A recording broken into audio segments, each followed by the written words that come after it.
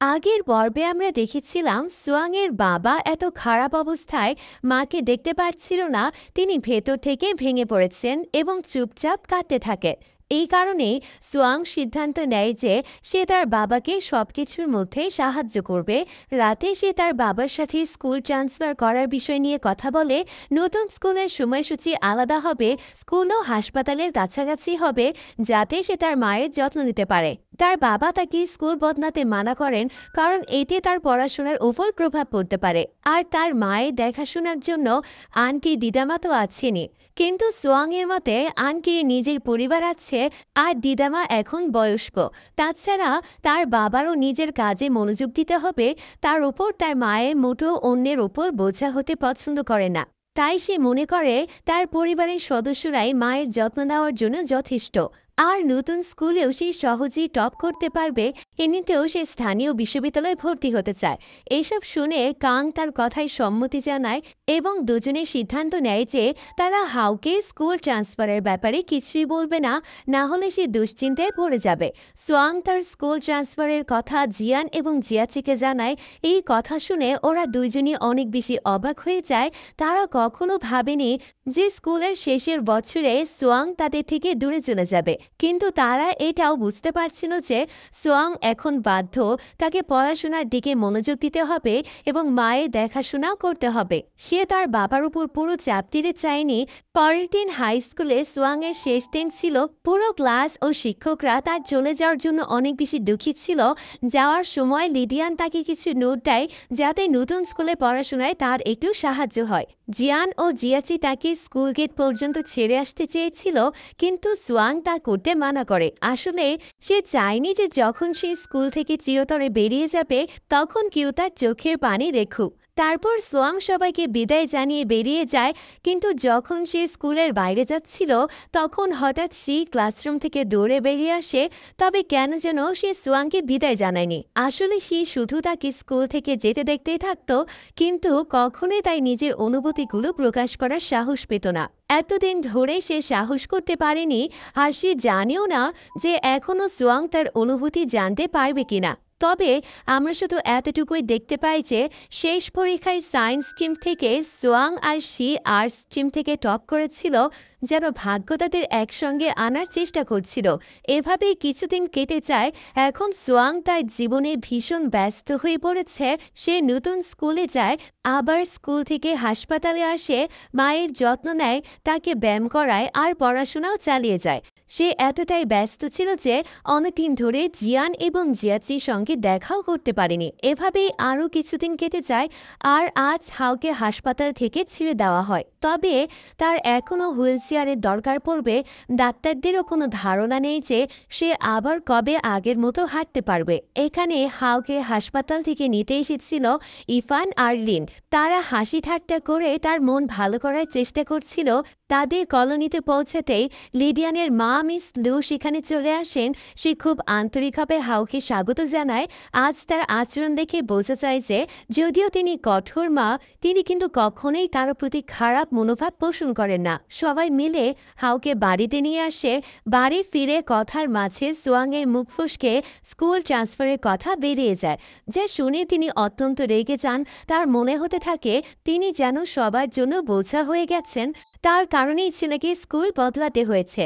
যদি তার জন্য ছেলের পড়াশোনার ক্ষতি হয় তবে তিনি নিজেকে কিভাবে ক্ষমা করবেন। উপরন্ত বাবা সঙ্গে এমনটি করতে বাধাও দেননি, কিন্তু কংয়ের মতে তার ছেলে বড় হয়ে গেছে, সে নিজের সিদ্ধান্ত নিজেই নিতে পারে। এই কথাগুলো শুনে তিনি আরও বেশি রেগে যান এবং সোয়াংকে বাড়ি থেকে চলে যেতে বলেন। তার চলে যাওয়ার পর তিনি রাগে মাথায় নিজের পায়ে আঘাত করতে থাকেন, কারণ তিনি নিজেকে সম্পূর্ণ অসহায় মনে করেছিলেন। অন্যদিকে আমরা জিয়াচি এবং জিয়ানকে দেখতে পাই, যারা হাওয়ের জন্য একটি গোলাপ গাছের টব নিয়ে যাচ্ছিল, যাতে তার মন একটু ভালো হয়। তখনই তারা নিজেদের কলোনির কাছে পৌঁছে সেখান থেকে পোড়া গন্ধ আসছিল।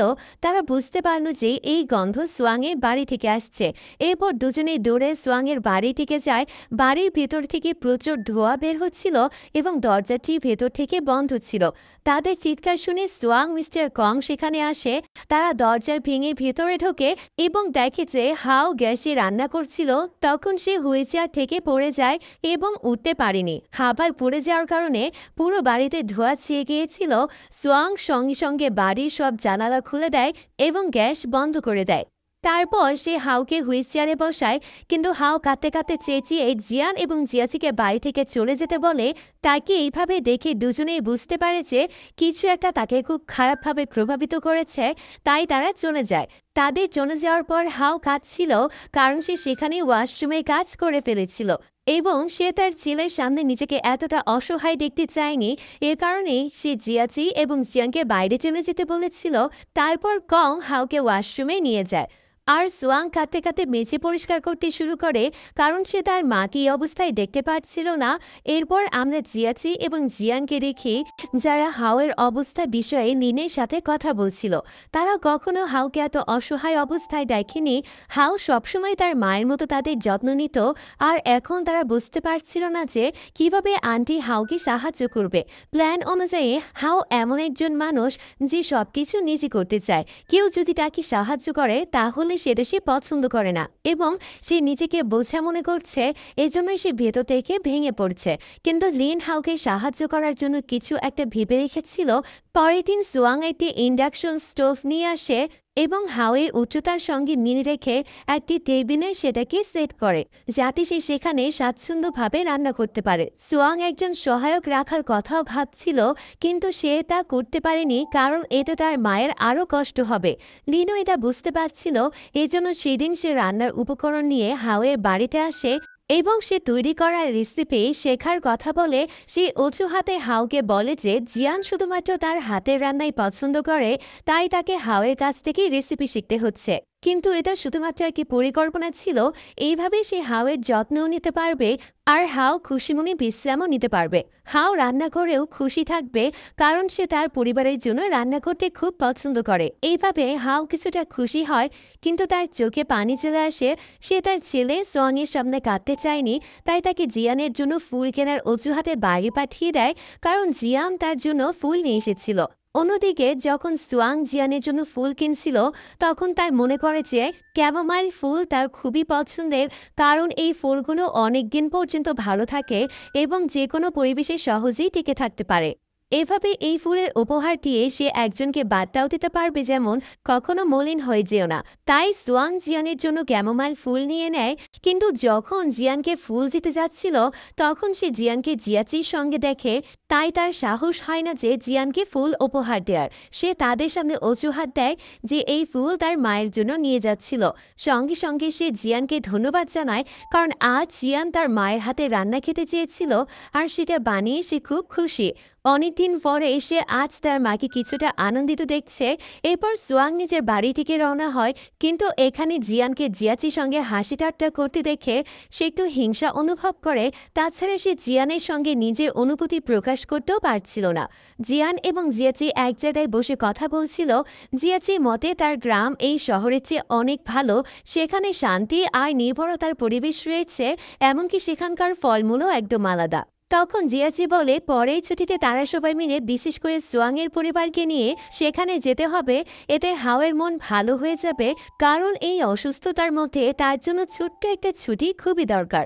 জিয়ানও রাজি হয়ে যায়, তবে সোয়াংয়ের পরিবার যদি যায় তাহলে সে নিশ্চয়ই যাবে, কিন্তু তাদের রাজি করানো সোয়াংয়ের ও জিয়াচির দায়িত্ব। তাই জিয়াচিও এতে সম্মতি দেয়, তবে তার আগে সে জিয়ানের সঙ্গে তার বাড়ি গিয়ে পরিবারের পুরনো অ্যালবাম চায়, কারণ সে একটা চমকপ্রদ পরিকল্পনা করেছে, যার কথায় সে পরে জানাবে। কিন্তু জিয়ানের কাছে থাকা অ্যালবামে শুধু তারই ছবি ছিল, তার বাবা মায়ের কিংবা তাদের কলেজের জীবনের কোনো ছবি ছিল না। তাই সে সোয়াংকে ফোন করে তার বাড়ি থেকে পুরনো অ্যালবাম নিয়ে আসতে বলে। অন্যদিকে হাও সোয়াংকে পুরনো অ্যালবাম নেওয়ার অনুমতি দিয়ে দেয়। তখন সোয়াং সুযোগ বুঝে তাকে ছুটিতে সিসিউতে যাওয়ার প্রস্তাব দেয়। প্রথমে হাও কোনো ছুটিতে রাজি হয়নি, কিন্তু সোয়াং তাকে বলে যে তারও সেখানে যাওয়ার খুব ইচ্ছে। অবশেষে নিজের ছেলের জন্য এই ভ্রমণে যেতে সে রাজি হয়। এরপর সোয়াং হাওকে কম্পিউটার ক্লাস নেওয়ার পরামর্শ দেয়। সে কম্পিউটার স্টাডি কিছু নোটস তৈরি করেছিল এবং সেগুলো তার মাকে দেয়। যেহেতু সে পুরোপুরি সুস্থ হওয়ার পরেই কাজে ফিরতে পারবে, তাই সোয়াং চায় যে এই সময়টা নষ্ট না করে সে কিছু দক্ষতা শিখে নিক।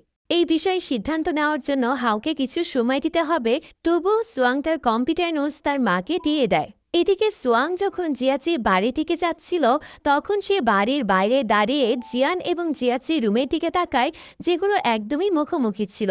গত কয়েকদিন ধরে তার মনে হচ্ছিল তারা দুজনকে রিলেশনশিপে আছে। তাই সে লিডিয়ানের সঙ্গে দেখা করে কৌশলে এই বিষয়ে প্রশ্ন করে, তবে সে কারো নামও নেয় না। সে শুধু এতটুকু বলে এ, বি আর সি তিনজন ভালো বন্ধু। এ বিকে পছন্দ করে কিন্তু বলতে পারছে না, আর বি এবং সি একটু বেশি ঘনিষ্ঠ। তাহলে কি তারা সম্পর্কে আছে? বিকে এখন কি করা উচিত? যদিও বি আগেই বলে রেখেছে যে সে শুধু সি এর ভালো বন্ধু। এই ব্যাপারে লিডিয়ানের মত ছিল, যদি বি নিজে বলে থাকে যে সে সি এর কেবল বন্ধু, তাহলে একে দেরি না করে তার অনুভূতি প্রকাশ করে দেওয়া উচিত।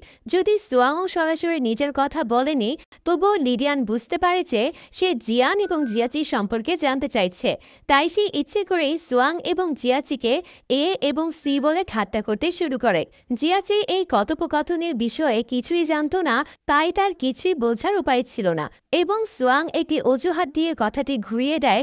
অন্যদিকে জিয়ানকে লিন ছুটিতে ঘুরতে যাওয়ার জন্য প্রশ্ন করে, কিন্তু জিয়ান তাকে মানা করে দেয়। তবে যখন তিনি জানতে পারেন যে তিনজনের পরিবার তাদের পুরনো বাড়ি সিসোতে যাচ্ছিল, তখন সে খুবই উত্তেজিত হয়ে যাওয়ার জন্য আগ্রহ প্রকাশ করে। পরের দিন তারা সিসো গ্রামে পৌঁছায়, যেখানে সবাই তারা নিজ নিজ মজায় লেগে পড়ে। সোয়াংয়ের বাবা তো কলেজ সময়ের মতো সবার ছবি তুলতে শুরু করেন। এখানে এসে হাওয়ের মুডও কিছুটা ঠিক হয়ে যায়। এখানে তিন বন্ধুর প্যারেন্টসরাও তাদের মতোই স্কুল সময় থেকে একে অপরের খুবই ভালো বন্ধু ছিল এবং আজ তাদের একসাথে এইভাবে মজা করতে দেখে জিয়ানের খুবই ভালো লাগে। রাতে তারা সবাই একসাথে ডিনার পার্টি করে এবং সেখানে ইভানের বার্থডে উদযাপন করা হয়।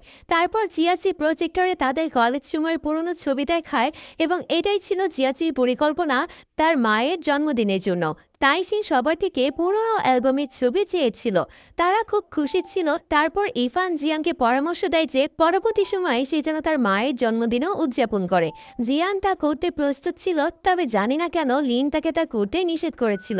পরের দিন সকালে যখন জিয়াচি বাড়ির বাইরে আসে, তখন সে দেখে যে জিয়ান ছাদে বসে আছে। সে সিঁড়ির সাহায্যে ছাদে উঠে তার পাশে বসে। সেখানে জিয়ান কিছু ছাদে টাইলস পায়, যেগুলোর ওপর জিয়ান তার শৈশবের সময় কিছু ইচ্ছা লিখেছিল। সেগুলি পড়ে সে তার মজা নিচ্ছিল। তখন জিয়ান একই টাইলস লক্ষ্য করে, যেখানে জিয়ান লিখেছিল যে তার বাবা মা তার জন্য দুঃখী না হওয়াই ভালো। জিয়ান তখন এটি লিখেছিল যখন সে অসুস্থ ছিল এবং তার মা বাবা সবসময় তাকে নিয়ে চিন্তা করতে থাকতেন। এরপর বিষয়টি পরিবর্তন করে জিয়াচি কিছু নতুন টাইলস জিয়ানের কাছে রাখে, যেখানে তারা একে অপরের ইচ্ছা লিখতে শুরু করে। কথা বলতে বলতে জিয়ান বলে যে তার মা জন্মদিনে সবসময় চমকপ্রদ উদযাপন করে।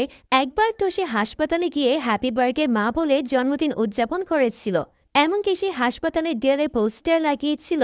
এরপর সমস্ত ডাক্তার থেকে শুরু করে রোগী পর্যন্ত সবাই তার জন্মদিনের শুভেচ্ছা জানাচ্ছিল। জিয়াচির মতে তার মা যদিও বলেছেন যে তার জন্মদিন উদযাপন করতে চান না, তবে যদি আমরা তাদের জন্য জন্মদিন পার্টির প্ল্যান করি তবে তাদের ভালো লাগবে। কারণ সব মা এমনই হয়, তারা সন্তানের দায়িত্ব এতটাই ব্যস্ত থাকেন যে নিজের গুরুত্বপূর্ণ দিনগুলো উদযাপন করতে চান না। জিয়াচির এই কথা শুনে জিয়ান সিদ্ধান্ত নেয় যে এখন থেকে সে প্রতি বছর তার মায়ের জন্মদিন উদযাপন করবে। এরপর সোয়াং তার মাকে সমুদ্রে নিয়ে যায়, যেখানে তারা দুজনই খুব খুশি ছিল। পরের দিন তারা বাড়ি ফিরে আসে, যেখানে জিয়ান ভাবছিল যে সে তার মায়ের জন্মদিনের জন্য কি পরিকল্পনা করবে। তার বাবা কাজের কারণে বেশিরভাগ সময় বাড়ির বাইরে থাকতেন, তাই সে তার বাবা হুয়ানকে ফোন করে মায়ের জন্মদিনে বাড়িতে আসতে বলে, যাতে তার মা একা অনুভব না করেন। পরের দিন জিয়ান সোয়াংয়ের সঙ্গে জিয়াচির কাছে যায় এবং অনুরোধ করে যে সে তার মায়ের পুরনো ছবি দিয়ে একটি ভিডিও বানিয়ে যেন দেয় এবং তাদের পুরনো ছবিগুলো ভালোভাবে ডেভেলপ করুক। প্রথমে জিয়াচি এই কাজ করতে রাজি হচ্ছিল না, তবে জিয়ান তাকে সম্মানজনকভাবে বড় ভাই বলে এবং তখন সে তার কাজ করতে রাজি হয়ে যায়।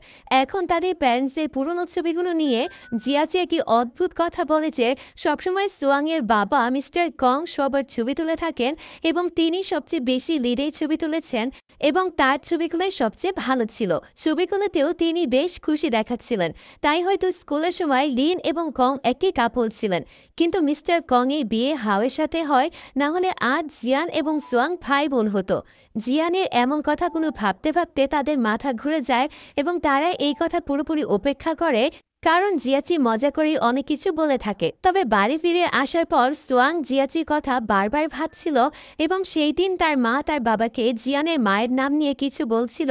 তিনি বলছিলেন, হয়তো তুমি তোমার প্রেমিকাকে ভুলতে পারোনি। তার মা এই কথা শুনে সোয়াং অবাক হয়ে যায়, কারণ এখন তার ক্রাশ জিয়ান এবং কলেজের সময় তার বাবার ক্রাশ ছিল লিন। ঘটনা এমনভাবে হচ্ছিল যেন দুই বাবা ছেলে একই মা ও মেয়ের প্রেমে পড়েছে।